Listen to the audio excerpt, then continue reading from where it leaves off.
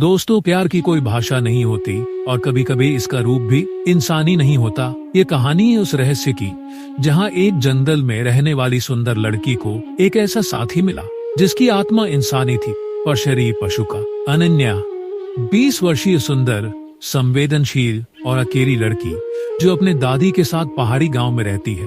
अनन्या बचपन से ही थोड़ी अलग थी। उसे शहरी दुनिया पसंद नहीं थी। जब माँ बाप की मौत हुई तो वह अपनी दादी के पास हिमालय की तलहटी के एक गांव में आ गई। यहाँ का जंगल अजीब था।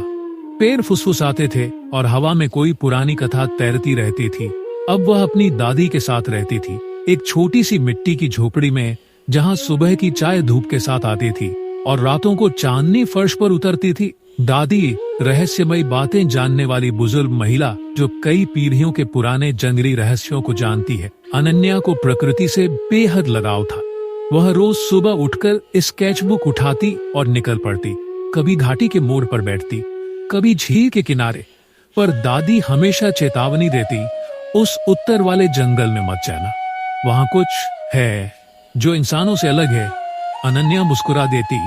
उसे डर नहीं लगता था, उसे उस जंगल में कुछ खिंचता था, जैसे कोई अनदेखा संगीत उसे बुला रहा हो।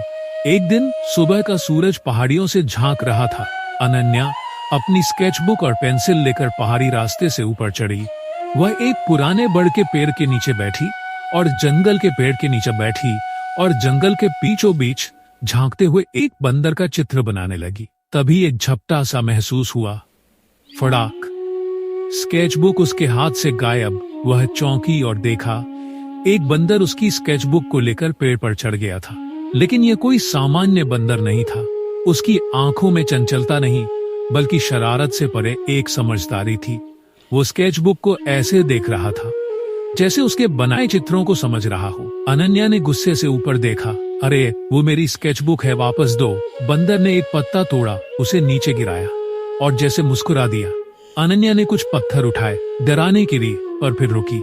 उसकी आंखों में डर नहीं था, बल्कि उत्सुकता थी। उसने सोचा, कहीं ये वही बंदर तो नहीं जिसकी बात दादी करती थी, जो जंगल की आत्मा को समझता है। बंदर अब दूसरी डाल पर आ गया था और उसने स्केचबुक ऐसे वापस फेंकी जैसे कोई बच्चा रूठ कर खिलौना लौटा दे। अनन्या ने स्केचबुक उठाई और देखा, एक नया चित्र उसमें था। किसी बंदर की हल्की सी उंगलियों से बने रेखा चित्र जो उसके बनाए चित्र के ऊपर उभरे थे। वह दंग रह गई। जब वह शाम को लौटी तो दादी बरामदे में बैठी थी। उनकी आंखें बंद थीं, लेकिन शब्द सीधे दिल पर पड़े थे। दादी बोली, तू उस जंगल में गई थी जहाँ वक्त ठहर जाता है। अनन्या बोली, हाँ दादी, वहाँ एक बंदर था, लेकिन वो कुछ अलग था। दादी की आंखों में एक चमक उभरी। फिर वो धीरे से बोली, शायद वक्त ने तुझे चुना है और शायद वो भी। पत्तों की सरसराहट में नाम था, राजू। और अनन्या के दिल में कुछ जागने लगा था, एक अजनबी रिश्ता जो इंसानियत से कहीं आगे की बात करता था। सूरज की किरणें जब उसकी झोपड़ी की खिड़की से फर्श पर बिछ गईं, अनन्या की नींद खुली। लेकिन आज उसके सपने अधूरे थे। वह फिर से वही सपना देख रही थी, एक बंदर जो इंसान की तरह देख रहा था और बोलने की कोशिश कर रहा था। दादी अभी पूजा में थी। अनन्या चुपचाप अपना स्केचबुक उठाई और बिना कुछ कहे फिर निकल पड़ी जंगल की ओर। वो फिर उसी पुराने बड़ के पेड़ के नीचे पहुंची। पेड़ की जड़ में एक ताजा केला रखा हुआ था, जैसे किसी ने खास तौर पर उसके लिए रखा हो। उसे देखकर अनन्या मुस्कुरा दी। बंदर बोला, फिर से आए हो ना? उसने आसमान की ओर देखा। तभी पत्तों की सरसराहट हुई। वही बंदर, शांत, हल्का और अजीब सा गंभीर, एक डाल से नीचे उतरा। वह पास आया, जमीन पर बैठ गया और बिना डर के उसकी आंखों में देखने लगा।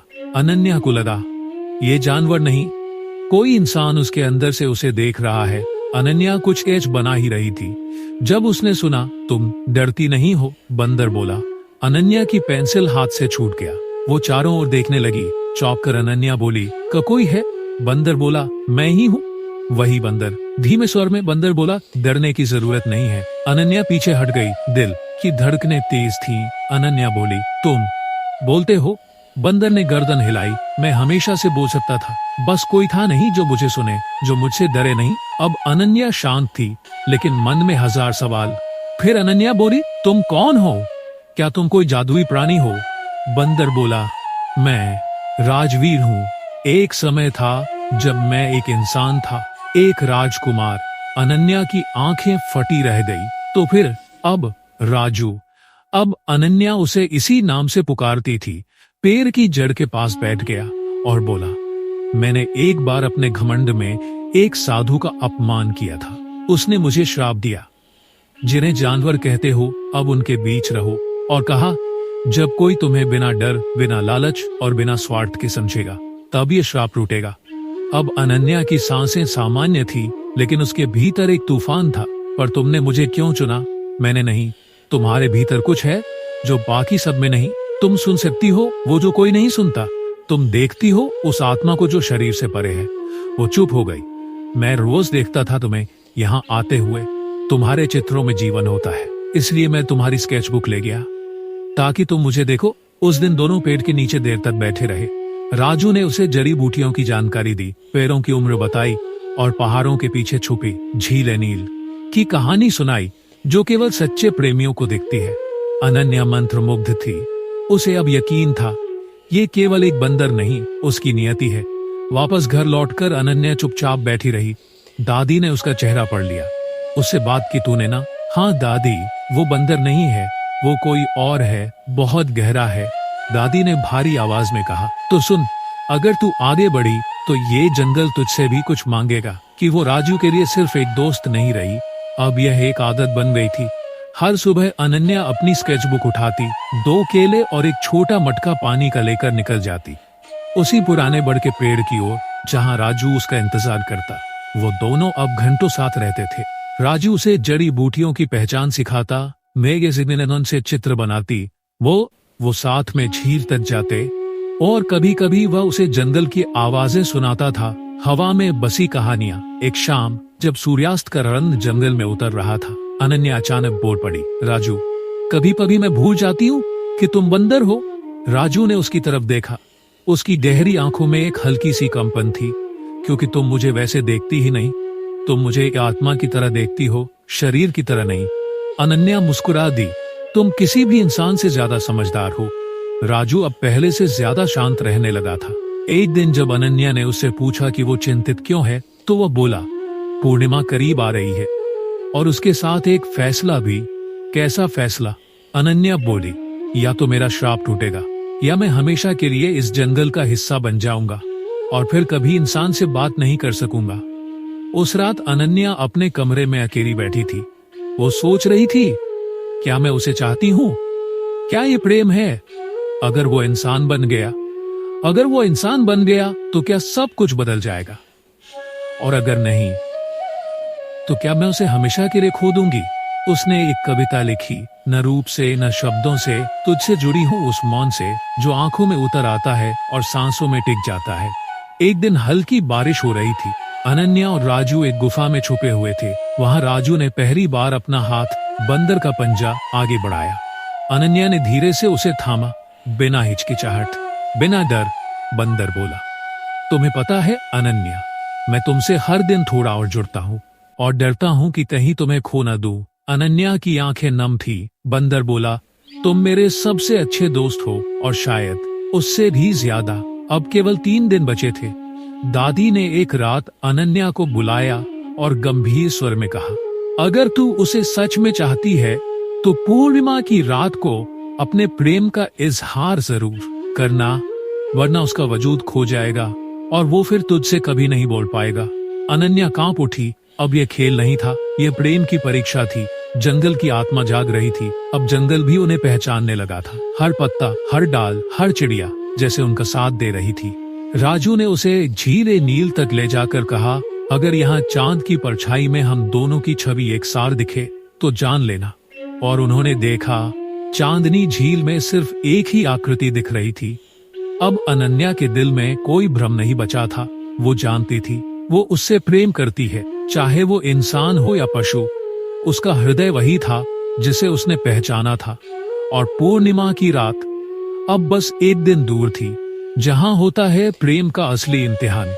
क्या राजू फिर से इंसान बन पाएगा? क्या अनन्या अपने प्रेम को स्वीकार कर पाएगी? पूर्णिमा की सुबह पूरा जंगल आज कुछ अलग था। हवा में एक बेचैनी थी, पक्षियों की आवाज धीमी हो गई थी और सूरज की किरणें भी जैसे किसी गहरे रहस्य से भरी थी। आज पूर्णिमा की रात थी, वही रात जिसका इंतजार राजू और अनन्या दोनों को था, पर डर भी था। अनन्या सुबह से ही चुप थी। दादी उसे देख रही थी, उनके चेहरे पर कोई भाव नहीं, बस अनुभव भरी निगाहें। दादी बोली, कुछ रिश्ते इंसान की समझ से परे होते हैं बच्ची। अगर तेरा प्रेम सच्चा है तो आज रात तुझे कुछ कहने की जरूरत नहीं होगी, तेरी आत्मा खुद बोलेगी। अन्या ने सिर झुकाया और एक आखिरी बार स्केचबुक बंद की। जंगल के बीच राजू एक ऊंचे पत्थर पर बैठा था, जहां से झील नील का नीला जल चमकता था। उसके भीतर तूफान था। राजू सोच रहा था कि क्या अनन्या कहेगी कि वो मुझसे प्रेम करती है, या मैं एक और पूर्णिमा के बाद हमेशा के लिए इस जंगल में गूंगा रह जाऊंगा। उसकी आंखों में आंसू थे। एक पशु जिसकी आत्मा इंसानी थी, आज अपने सबसे बड़े डर से लड़ रहा था। चंद्रमा धीरे धीरे आसमान में चढ़ा। झील के किनारे पर बड़का वही पुराना पेड़ खड़ा था। उसके नीचे अनन्या आई, सफेद कुर्ता, हाथ में स्केचबुक, आंखों में आंसू और होठों पर मौन। राजू पहले ही वहां मौजूद था। आज के बाद शायद मैं तुम्हारी भाषा न समझ सकूं। राजू की आवाज भारी थी। राजू बोला, अगर तुम आज भी मुझसे नहीं कहोगी तो मैं वही बन जाऊंगा जो दुनिया देखती है, एक जानवर। अनन्या कुछ नहीं बोली। उसने अपनी स्केचबुक खोली और उसमें से एक पन्ना निकालकर राजू की ओर बढ़ा दिया। उस पन्ने पर एक चित्र था, राजू बंदर के रूप में और अनन्या एक दूसरे का हाथ थामे हुए। पीछे लिखा था, मेरा प्रेम तुम्हारे रूप से नहीं, तुम्हारी आत्मा से है। चाहे तुम कोई भी हो, मैं तुम्हें उसी रूप में अपनाती हूँ। राजू की आंखें भर आईं। अचानक आसमान से एक चमकती हुई रोशनी नीचे उतरी। झील नील से उठता नीला प्रकाश राजू के चारों ओर फैलने लगा। राजू कांप रहा था, जैसे उसकी त्वचा में बदलाव हो रहा हो, जैसे समय उल्टा चल रहा हो। और फिर बंदर का आकार बदलने लगा। उसके हाथ मानव हो गए, उसकी चाल सीधी हो गई और कुछ ही क्षणों में राजू अब फिर से इंसान बन चुका था।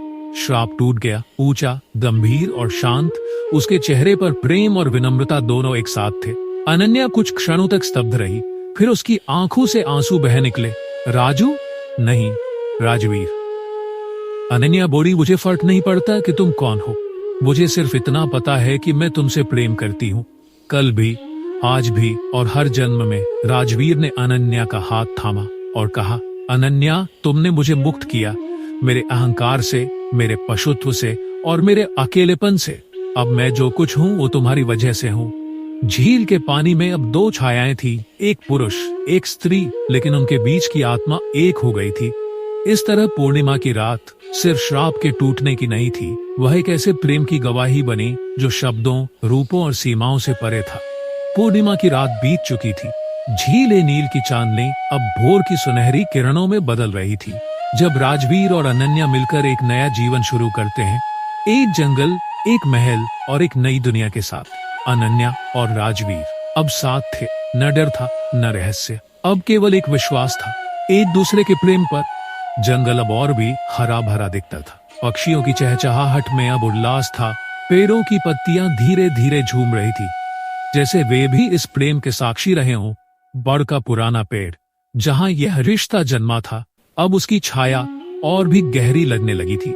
राजवीर ने एक दिन अनन्या से कहा, चलो मैं तुम्हें अपना असली घर दिखाता हूँ। वे जंगल की ओर अंदर गए, जहां एक पुराना टूटा फूटा महल पेड़ों के बीच छिपा हुआ था। दीवारें काई से ढकी थी, पर उसकी बुनियाद अब भी मजबूत थी।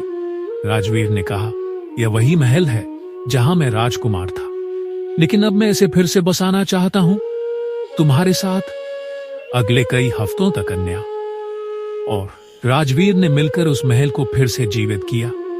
गांव के लोग जो पहले डरते थे, अब रोज वहां आकर मदद करते। राजवीर ने आसपास के लोगों के लिए एक औषधालय बनवाया, जंगल की जड़ी बूटियों से इलाज करने के लिए। अनन्या ने महल में एक कलाशाला शुरू की, जहां बच्चों को चित्रकला, संगीत और प्रकृति की शिक्षा दी जाती थी। अब राजवीर कोई राजा नहीं था और अनन्या सिर्फ एक लड़की नहीं थी। वे दोनों एक नई दुनिया के निर्माता थे, जहां न रूप की बंदिश थी, न जाति का झूठा गर्व, न भाषा की दीवार। एक शाम अनन्या को उसकी दादी ने बुलाया। उनकी सांसें अब धीमी हो चुकी थीं। दादी बोली, बेटी, अब मैं जा रही हूँ, लेकिन तेरी कहानी, तेरा प्रेम, ये अब जंगल में गूंजेगा। तूने मेरी पीढ़ियों के विश्वास को अमर कर दिया है। अनन्या ने उनका हाथ थामा। दादी मुस्कुराई और उनकी आंखें हमेशा के लिए बंद हो गई। अब भी कभी कभी राजवीर चुपचाप पेड़ों के पास जाता, अपने पुराने राजू रूप को याद करता। वो मुस्कुराता और कहता, मैंने जानवर बनकर जो सीखा वो शायद इंसान रहते हुए कभी नहीं समझ पाता। कुछ साल बाद महल अब एक शांति का केंद्र बन चुका था। अनन्या और राजवीर के 2 बच्चे थे। एक लड़की जिसने बचपन से ही पेड़ों से बातें करना सीख लिया था और एक लड़का जो जानवरों की आंखों में भाव पढ़ लेता था। एक दिन बच्ची ने पूछा, माँ, आप और पापा पहली बार कैसे मिले थे? अनन्या मुस्कुरा दी। उसने स्केचबुक खोली और वही चित्र निकाला जिसमें एक बंदर और एक लड़की एक दूसरे का हाथ थामे थे। जब आत्माएं मिलती है ना बेटा, तब शरीर मायने नहीं रखता। ये कहानी भी ऐसी ही है। दोस्तों, ये कहानी यहीं समाप्त होती है, पर जंगल अब भी हर पूर्णिमा को चांदनी में एक हंसी की गूंज सुनता है, एक बंदर और एक लड़की की जो आत्मा से प्रेम करते थे। दोस्तों, ये कहानी आपको कैसी लगी कमेंट बॉक्स में जरूर बताइएगा। दोस्तों, इस प्रकार की कहानी सुनने के लिए हमारे चैनल को एक लाइक और सब्सक्राइब जरूर कीजिएगा। फिर मिलेंगे। जय हिंद, जय भारत।